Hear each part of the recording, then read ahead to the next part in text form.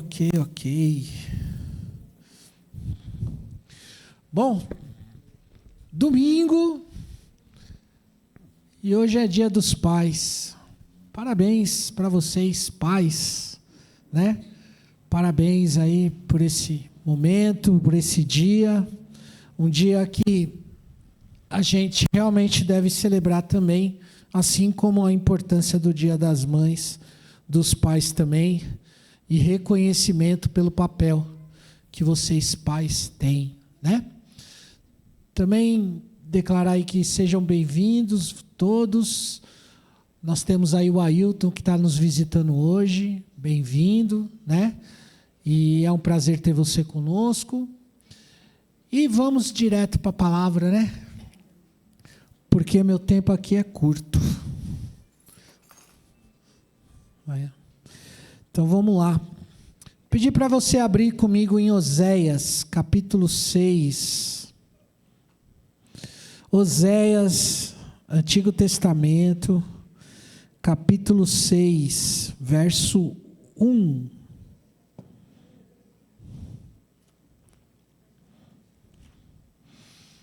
Amados, hoje a palavra que eu tenho vai trazer muito essa reflexão sobre nós, pais, nosso papel, mas é uma palavra para a igreja como um todo, sempre. E hoje eu quero tocar num ponto um pouco sensível para alguns, mas de grande importância. Vocês acharam aí, Oséias?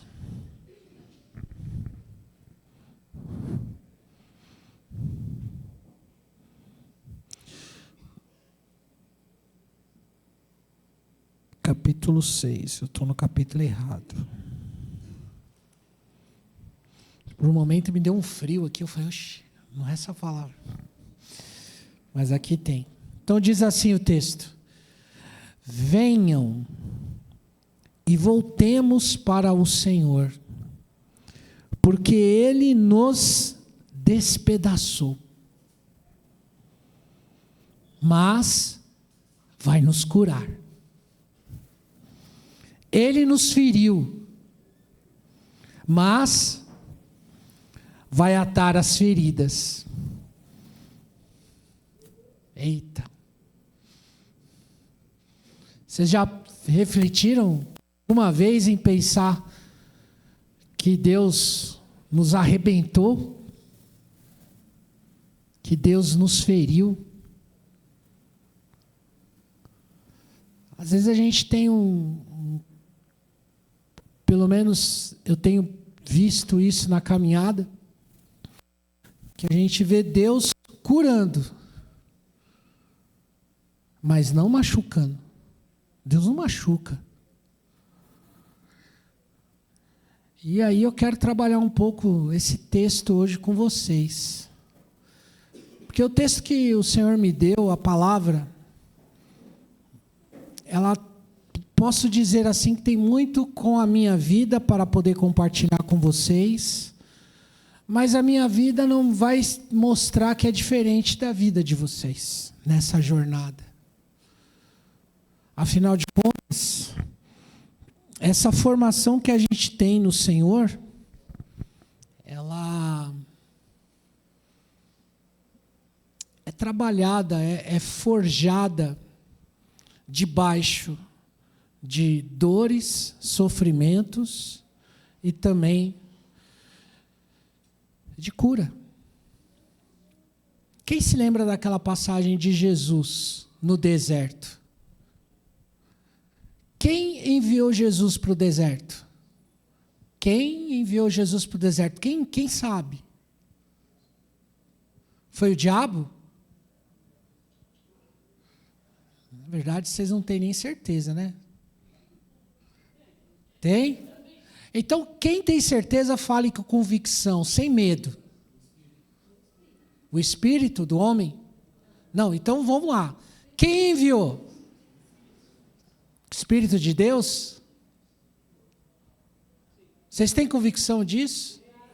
Então, ok. Tá, já entendi. Então, muitas vezes ir para o deserto não significa que quem está mandando é o diabo. E para não ficar nesse achismo, é melhor a gente ir para a palavra, né? Então deixa eu marcar aqui, porque esse texto eu não marquei não, mas eu percebi um silêncio aí, então é melhor a gente ir para a palavra. Então vamos lá. Como é saída no deserto? Quem achar o texto aí puder me falar? Mateus 4. Alguém disse aí, 2 eu ouvi dizendo. O que diz Mateus 4, verso 1? Diz assim: a seguir, Jesus foi levado para onde? Para quê? Jesus foi levado para o deserto para ser tentado pelo diabo. Não foi o diabo que levou Jesus para o deserto, mas o Espírito o levou. E aí é onde eu quero falar um pouco sobre essa questão desse processo que muitas vezes a gente não vê, ou reclama, ou culpa várias coisas, mas aqueles, e aí nós estamos estudando Romanos 8, e estamos enfatizando isso, aqueles que sabem que são filhos de Deus e andam na dependência de Deus, sabendo que Deus nos leva para o caminho que é bom, perfeito e agradável para Ele e para nós, porque automaticamente é para nós também, a gente passa a aprender a depender e saber que todas as coisas colaboram para o bem. E colabora para o bem daqueles que amam a Deus. Então, o deserto tem água, gente? Normalmente não, né? Deserto é seca, não é verdade? Deserto vai dar fome.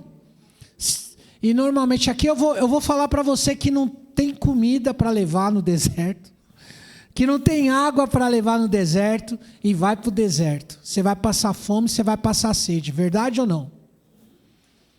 Então, se você passar fome, se você passar sede, você vai ter dificuldades. E se você não tem de onde tirar comida, não tem de onde tirar bebida, como é que vai ser? Você vai morrer, ou não. Você vai aprender a depender de Deus. E fazer uma oração. Se você não sabe orar, você vai orar. Você vai aprender. Ah, mas ninguém nunca falou. Você vai aprender. Porque eu com Deus do jeito que eu sei. O microfone está zoadinho aqui, né? Eu vou falar com Deus do jeito que eu sei. Não tenho o que fazer. Eu vou aprender na marra. E às vezes tudo aquilo que você não estava prestando atenção, ou eu vou usar uma palavra pesada aqui, você estava fazendo as coisas com superficialidade, você agora vai aprender na marra.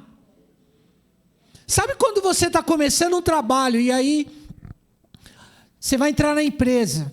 Quem não já passou por isso, né? Vai começar aqui. Aí no primeiro dia de trabalho, aquela empolgação, aquela coisa, um monte de sentimentos e tal, e você tentando mostrar a sua melhor aparência para outra pessoa, né? Sua melhor fisionomia, aí você chega, opa, tudo bem, legal. Aí, de repente, ele fala, é o seguinte, o trabalho é isso aqui eu só falo uma vez, tá? Grava aí. Seu coração já está assim, ó. E, já... Por quê? Isso já vai gerando uma ansiedade. Hoje eu acho que já não é muito assim, mas na minha época, ou quem já passou por isso, já viveu esse tipo de sentimento. Por quê? Para gerar uma pressão. E a pressão é, eu preciso gravar, eu preciso aprender. E você depois vai descobrindo que tudo vai ser um processo. Só que naquele momento você está vivendo aquilo e aquilo te gera todo tipo de sentimento de preocupação. E o que vem? Eu tenho que aprender. Eu preciso desse emprego. Eu preciso aprender a me virar. Eu não sei, eu vou ter que dar um jeito. Dá todo tipo de sentimento e sensação. Mas eu quero dizer uma coisa. Você não morreu por isso. Você não morreu por causa disso. Mas o seu corpo, a sua mente, teve que aprender a se adaptar com isso. Pelo menos eu tive. E aí a vida vai, a vida segue. É bom? Não, não é. Não, não é. Mas me forjou. Me tornou uma pessoa mais resiliente. Me tornou uma pessoa que pode lidar com algumas sensações e sentimentos com mais firmeza. Não foi fácil. Por dentro, talvez eu chorei muito. Talvez quando eu cheguei em casa, eu sofri muito. Mas me fez mais forte. Para lidar com as coisas. Porque a verdade é essa. A gente acaba aprendendo a lidar com essas coisas. Não é mil maravilhas. Não é bom, não é do jeito que a gente gostaria. O povo de Israel, agora estou indo para o texto. No texto de Oséias, que é um dos textos, mostra para nós rebeldia, comportamento egoísta de um povo que sabia que tinha Deus. Eu tenho essa palavra, eu sou filho de Abraão, eu sou filho de Isaac e Jacó, sou descendência, sou filho da promessa. Mas eu não quero andar na obediência da promessa.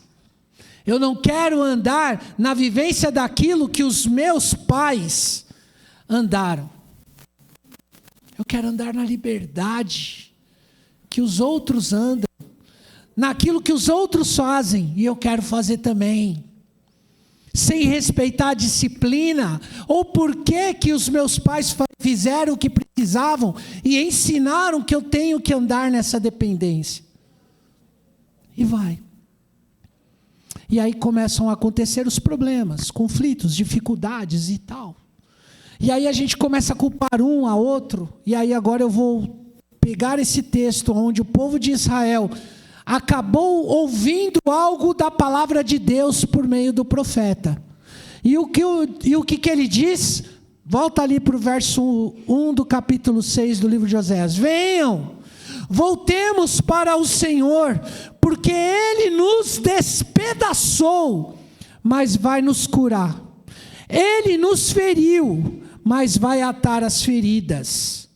E aí, se de repente tem algum irmão aqui que fala, o pastor está pregando algo do Antigo Testamento, e será que é só assim mesmo? Vamos para Jó capítulo 5, verso 18 também, para ver o que Jó fala. Jó 5, 18. Por isso os judeus cada vez mais queriam matá-lo, porque além de desrespeitar, aí é João, não é? Ou é Jó?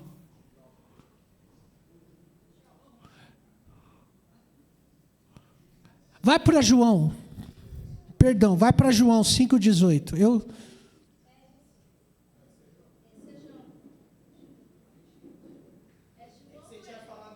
Eu falei Jó. Vocês me confundiram aqui. Vocês não sabem o aperto e a pressão que eu senti aqui. Vocês não sabem a ansiedade que gerou aqui em mim. Porque ele faz a ferida e ele mesmo faz e ele fere, as suas mãos curam. Ele fere e as suas mãos curam. Então, gente, agora eu quero falar um pouco da minha caminhada. Fábio.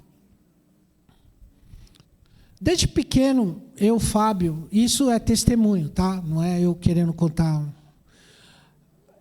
Fábio, caminhando e descobrindo como andar nessa vida, e aí eu estou falando antes de conhecer a Cristo. Eu tive pessoas que passaram pela minha vida, e pessoas essas, e eu vou falar agora muito, porque hoje é dia dos pais, eu vou falar muito de figuras paternas. Eu tive homens que me moldaram nessa caminhada. Homens que, quando via um comportamento meu, já de pequeno, um comportamento rebelde, já puxavam, tanto literalmente como em palavras, a minha orelha. Pessoas que faziam isso com um propósito. E pessoas que, com esse propósito, eu fazia cara feia. E eu arrisco a dizer que até mostrava a língua. Por quê? Porque eu não gostava. Por quê? Porque eu encarava e eu queria encará-los de frente, mas eu não tinha força e não podia. Eu passei por essa fase. Rebeldia, aprendendo disciplina, aprendendo a dor, aprendendo no sofrimento. Sofrimento esse que passou a minha fase de adolescência e na própria adolescência, na escola, muitas coisas que eu queria e desejava fazer, pessoas batiam de frente comigo. Professores mais velhos, e falavam não. Pessoas que às vezes eu achava que eu queria ter uma interação e eu recebia rejeição. Aliás, rejeição foi algo que eu muito vivi no meu tempo. Rejeição por uma coisa ou por outra, rejeição pelos colegas. E essas coisas foram me moldando, foram me tratando. Mas não naquele tempo. Naquele momento foram me gerando mais ódio e separação. Raiva, várias. E por quê? Porque na verdade eu queria me sobressair. Porque cada rejeição que eu sofria, cada humilhação que eu sentia, eu queria de alguma forma mostrar que eu não era inferior a eles. Se é que vocês me entendem. E eu vivi essa caminhada. Teve momentos na minha vida que, então, algumas figuras paternas começaram a surgir na minha vida. Maísa conheceu algumas. Figuras essas que começaram a olhar para mim e dar conselhos. Souberam me acolher, mas ao mesmo tempo me orientar. Figuras essas que me acolhiam em suas casas, onde eu ficava com os amigos, jogando videogame final de semana inteiro. E nem me importava de saber que eu estava consumindo o tempo deles, na casa deles, tirando totalmente o tempo que eles poderiam ter de descanso. E era eu e outros amigos. Nem me importava saber que se eles tinham que comer, porque eu não levava coisa para comer, mas eu estava lá e eu comia daquilo que eles davam. Não me importava. Por quê? Porque eu não pensava nessas coisas. Talvez eu não tinha aprendido? Não sei, eu aprendi, mas eu não tinha a cabeça para pensar nessas coisas. Por quê? Porque eu queria estar ali. Aquilo era mais forte. Eu sentia acolhimento ali, eu sentia conexão ali, e aquilo era mais forte para mim. E o mais gostoso era sentir uma correção ou um conselho de alguém mais velho. E quando eu recebia isso, eu queria prestar atenção. Eu olhava para aquela família que eu achava ideal, parecia que eu não via problemas, mas eu queria ver algo assim que eu pudesse ter como referência. E isso foi moldando a minha vida. Isso foi em casas, isso foi em lugares profissionais, primeiros empregos onde eu começava a fazer umas atitudes egoístas. Por exemplo, olha o Fábio aqui. É difícil dar o microfone na minha mão, é complicado, porque eu mesmo me prejudico. Ou não. Depende de como a gente vê. Mas, quando eu tinha 12 para os 13 anos, e eu acho que eu nunca falei isso, hein? Eu fui trabalhar em mercado. Fui trabalhar de empacotador e tal. E, menino, cheio de ideias, de coisas, e muita coisa gostosa de comer que eu tinha vontade, né? Chocolate, bolacha, iogurte, essas coisas não mudaram ainda. Mas eu gostava demais. Eu gostava demais. E, gente, trabalhando em mercado, então eu tinha muita liberdade para fazer as coisas que eu sabia que não era para fazer, mas eu fazia. E eu sofri correções que talvez minha mãe nem saiba. no sentido, não que foram severas, tá? Mas foram correções importantes para a minha vida. Pessoas que passaram pela minha vida para dizer o que era certo e o que não era. E aquilo que não era certo, era necessário correção. E essas correções, eu falo para vocês, doíam, machucavam, geravam em mim sentimentos de raiva e ódio, e muitas vezes comigo mesmo, falando, por que que eu sou assim? Por que que eu sou desse jeito? Gritando por dentro comigo mesmo. Talvez quem não já passou por esse tipo de sentimento, por esses tipos de questionamentos. Pessoas que hoje eu vejo que Deus colocou na minha vida para me ferir, porque se eu não sou ferido, eu não teria maturidade, eu não teria crescimento. Pessoas que foram necessárias para passar por um momento. Pessoas essas que um dia eu estava com meu pai, e olha, esse dia eu fiquei bravo, que esse eu lembro bem. Eu estava com meu pai e a gente foi comprar uma TV nas Casas Bahia, com o nome dele, porque meu nome estava sujo. Mais uma confissão. E aí, fomos lá, e o meu pai já mais velho, e aí meu pai era muito conversador, ele tinha amizade com tanta gente, eu nunca conhecia assim, mas aí eu conheci os amigos dele, assim, os colegas, né? Nesses encontros de dia a dia, assim, e aí a gente foi nas Casas Bahia. Aí lá nas Casas Bahia, tô lá com meu pai, e aí meu pai falou, vamos pegar um táxi para ir para casa, porque a gente estava levando a televisão. E, gente, eu não lembro o que eu fiz, que esse taxista, e eu já velho, assim, tipo uns 26 anos, 27 anos.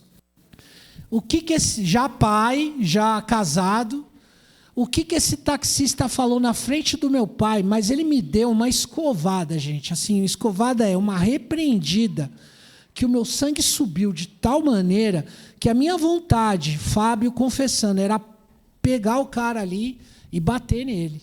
Já era uma pessoa um pouco mais avançada. Sabe essas pessoas mais velhas que falam sem se importar e soltam o verbo? Mano, ele soltou. E ele me deu uma corrigida ali que me fez depois, porque o sangue ferve, aí depois, me fez. E essas coisas, elas vão moldando a gente. Eu já tinha me convertido, novo na fé, mas a coisa da carne, do velho homem, está na gente. É ali. E é aquela luta que a gente fala, carne e espírito, gente. E eu tomei essa escovada.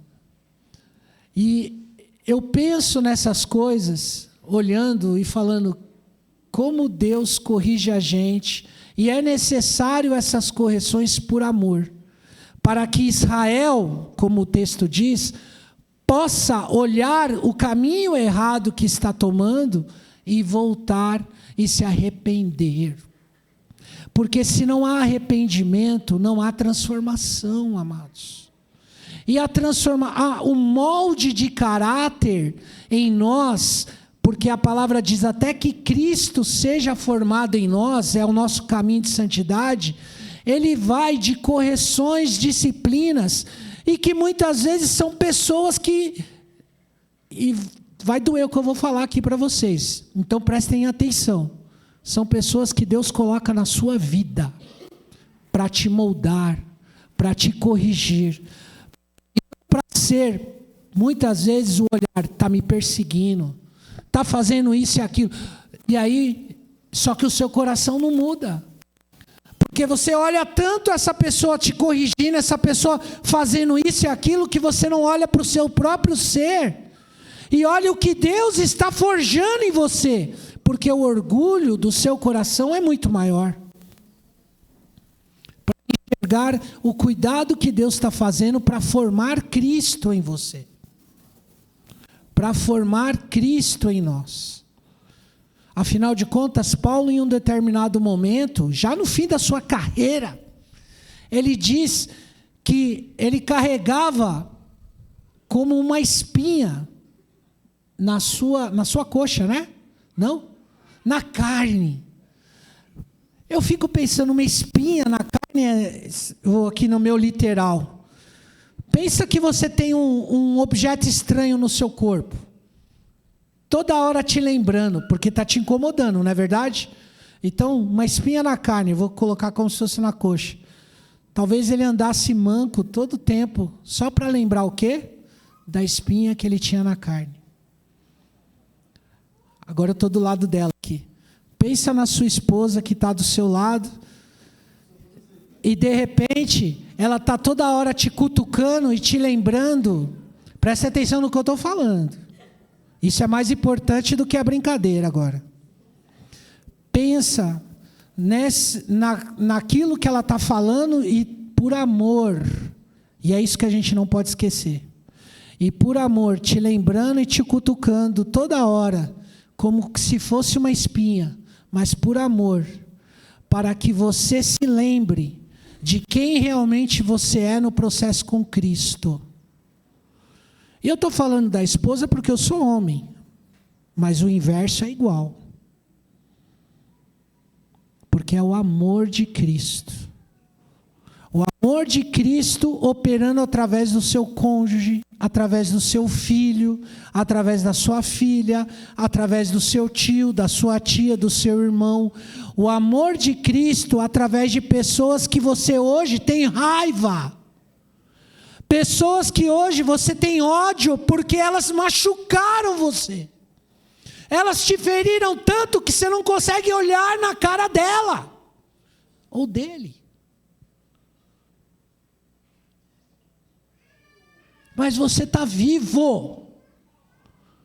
Você hoje está na igreja porque Cristo te chamou.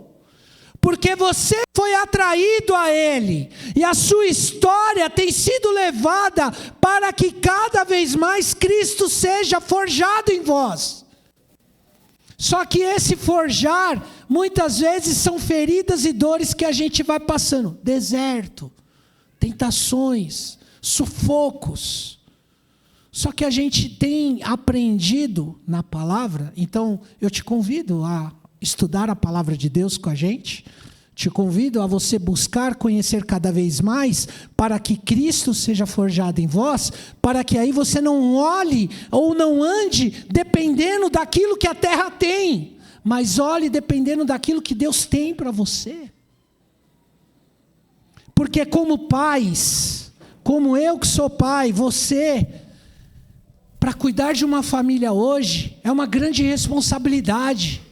E se você escolher o caminho de andar sozinho, de andar pela força do seu braço, você vai quebrar sua cara muitas vezes, e você vai culpar meio mundo. Mas se você escolher o caminho de andar também na dependência do Senhor, vão ter situações de frustrações, mas você sabe discernir, e aprendemos isso hoje, discernir carne e espírito, e saber aquilo que você está sendo tentado e conduzido, para que Cristo forge em você o caráter dele, para crescimento, e para gerar a bênção que tanto você almeja, que tanto você busca, que tanto que você quer. Mas muitas vezes você nega as pessoas que estão próximas de você e estão forjando o caráter de Cristo em você. E aí aqui é onde pega, gente. E eu falo com muito amor. Aqui é onde pega para a gente. Até que Cristo seja forjado em nós, tem pessoas que a gente ama e tem pessoas que a gente odeia. Tem pessoas que a gente perdoa, porque a palavra ensina que eu devo perdoar, mas eu não quero nunca mais contato com ela. E ok. Mas tem pessoas que você perdoa, e que se você sabe, se você perdoou com todo o coração, como o Senhor ensina, se aquela pessoa aparecer na sua frente de novo, eu posso dizer para você que você já está curado. Seja o que for que acontecer, o Senhor te curou, e você pode olhar com essa pessoa com olhos de amor. Porque agora você vive o discernimento de andar no Espírito. E o discernimento de andar no Espírito é saber que tudo que você está passando, e aí eu quero te convidar para ir para outro texto. Eu tenho mais 2 horas de pregação, segundo o que eu me preparei aqui. Então, Romanos 8.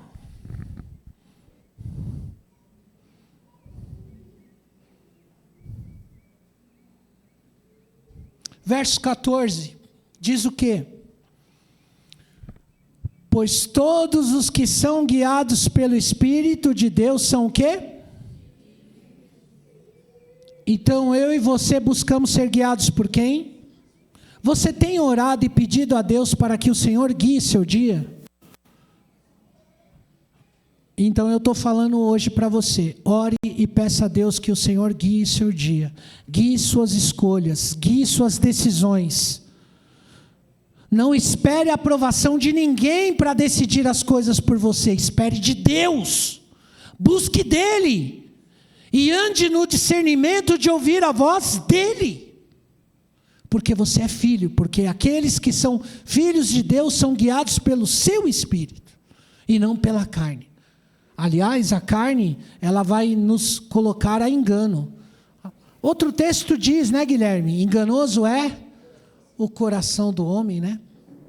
Enganoso é, ou seja, não vai pelos seus desejos. Então, o livro de Filipenses, no capítulo 4, versos 11 e 13, ele vai dizer o seguinte. Filipenses, capítulo 4, versos 11 e 13. Ele diz, digo isto não porque esteja necessitado. Olha o que Paulo diz. Ninguém vai nascer sabendo. O que ele diz? Porque, vocês conseguem ler aí o texto? Porque o quê? Porque o quê? Aprendi. É isso aí, não segue o meu tom não, né? Pessoas educadas. Porque aprendi a viver o quê? Contente em toda e em qualquer situação. Contentamento de cristão. O contentamento de cristão versus mundo. E aí, continua o texto, verso 12. Vou ler aí. Sei o que é passar a necessidade e sei também o que é ter em abundância. Aprendi o segredo de toda e qualquer circunstância, tanto de estar alimentado como de ter fome, tanto de ter em abundância como de passar necessidade. Verso 13. Tudo posso naquele que me fortalece. O meu desejo é que eu e você possamos chegar nesse verso 13 e falar, tudo posso naquele que me fortalece. Não com altivez, não com, eu tudo posso naquele que me fortalece, está me afrontando. Eu tudo posso naquele que me fortalece. Você vai ver, eu vou dar a volta por cima. Você vai ver, eu vou pisar. Para você ver quem é Deus. E usando. Sabe por que eu estou falando isso? Porque a gente não pega o texto 11, o verso 11 e 12, que eu quero ler de novo com vocês, que vai dizer o seguinte. Digo isto, não porque esteja necessitado, porque aprendi a viver contente em toda e em qualquer situação. Tudo posso naquele que me fortalece, porque eu aprendi a ter contentamento em qualquer situação. Por isso eu tudo posso. Verso 12.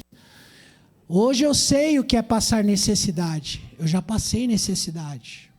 Eu sei também o que é ter em abundância. Então eu não abuso, porque eu sei que tudo vem de Deus.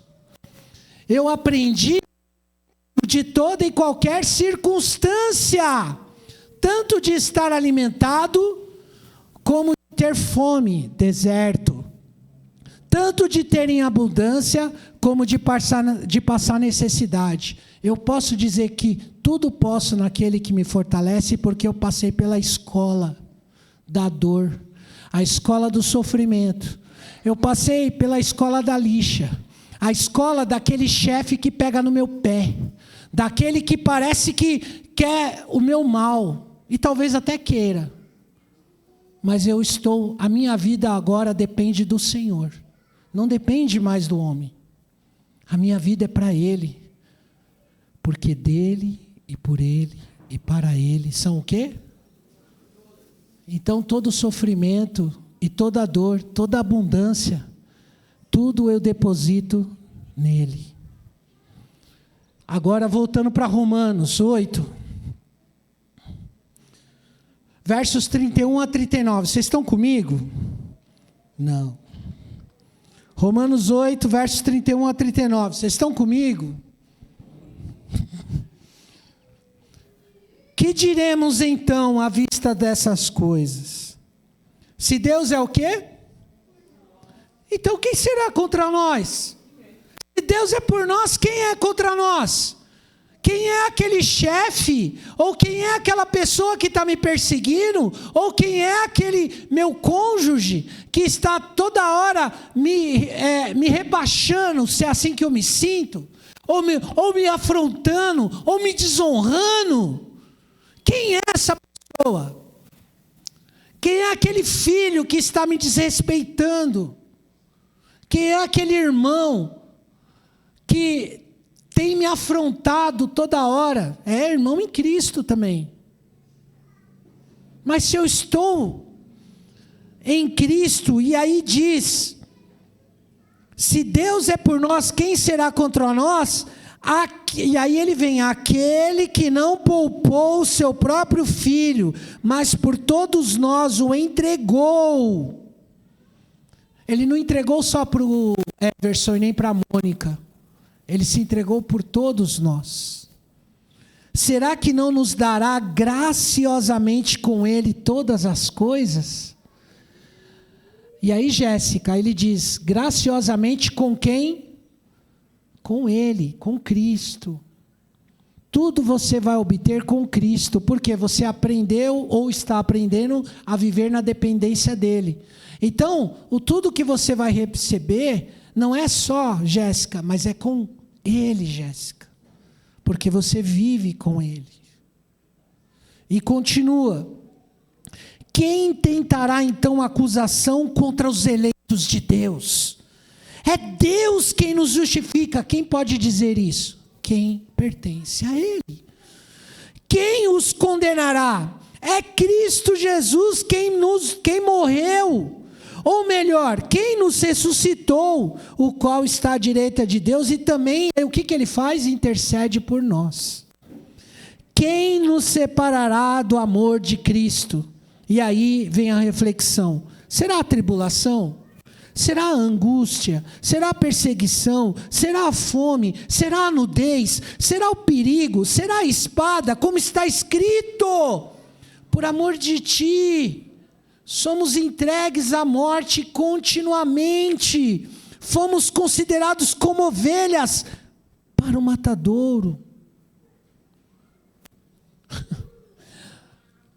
Gente, eu me pego muito, às vezes, voltando para falar textos que, aqui para essa igreja, tem sido muito óbvio. A gente andar aprendendo a viver no sofrimento, nas lutas, nos embates. Porque, diariamente, a gente é entregue ao matadouro. Sabe para quê? Para você lembrar, Everson, que você morreu para esse mundo. E que a sua vida agora pertence a Cristo, sabe, Ana? É isso.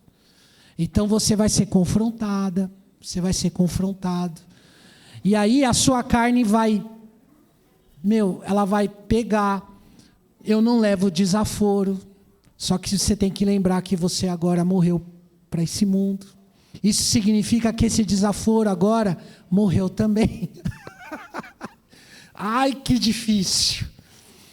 Que difícil, estou engolindo seco isso, mas essa é a verdade. A vida que você tinha, ela não é mais sua. Existe um poder, uma lei que sobrepuja a lei que era antes, que é a lei da carne, a lei do pecado. Cristo morreu e venceu essa lei, e porque Ele venceu, Ele deu poder para que a gente consiga, na dependência do Espírito, a vencer a luta contra o pecado. Porque o pecado não morreu. Nós morremos para o mundo. E agora andamos no Espírito. Então nós somos afrontados. Nós somos confrontados diariamente. Por isso que ele fala: somos levados como ovelhas para o matadouro. Aqui o verso 36. Por amor de ti, somos entregues à morte continuamente. Não é uma coisa esporádica. Continuamente. Fomos considerados como ovelhas para o matadouro. Em todas essas coisas, porém, somos mais que vencedores por meio daquele que nos amou. Quem te amou? Cristo. Porque eu estou bem certo de que nem a morte, nem a vida, nem os anjos, nem os principados, nem as coisas do presente, nem do porvir, nem os poderes, nem a altura, nem a profundidade, nem qualquer outra criatura. E aí é a convicção. Esse é o caminho que a gente é levado. Esse é o caminho de ser forjado em Cristo. É a convicção que Paulo dá aqui. Nada nos separa do amor de Deus. Que amor é esse? Amor que está agora em Cristo. Por isso que a vida que você tem agora é em Cristo. Eu sei que às vezes é muito Cristo para entender, mas é só por meio dele que você vai entender. Não tem como ser diferente. Porque se você ler o texto, tudo fala dele, para você. Tudo é sobre ele, para você. Por isso que para quem é muito sábio, segundo esse mundo, o evangelho é loucura. Viver o evangelho é uma loucura. Fala, cara, que doideira esses crentes. Porque vira uma loucura mesmo. Mas quem vive no Espírito sabe muito bem o que está fazendo. Sabe muito bem como é essa caminhada. E aprende diariamente a se entregar e adorar ao Rei dos Reis, Senhor dos Senhores. Estamos caminhando para o final. Eu decidi pular as 2 horas e finalizar. Amados, nós somos pais e ser forjado e passar por situações de dores e de afronta, até os dias de hoje isso pode acontecer. E se acontecer, saiba quem você é hoje em Cristo. Você está pronto a levar desaforo se necessário. Porque na verdade, tudo tem um propósito. De repente, Jonathan, alguém que te confronta ou alguém que te ofendeu, e se você souber absorver isso e entregar aos pés do Senhor, é uma porta para que você possa falar do amor dele, expressando a sua forma de agir, porque você agora mudou. Você não é mais aquele Jonathan. Você é o Jonathan, filho de Deus agora. E é assim que as pessoas vão te enxergar. É assim que as pessoas vão chegar em vocês.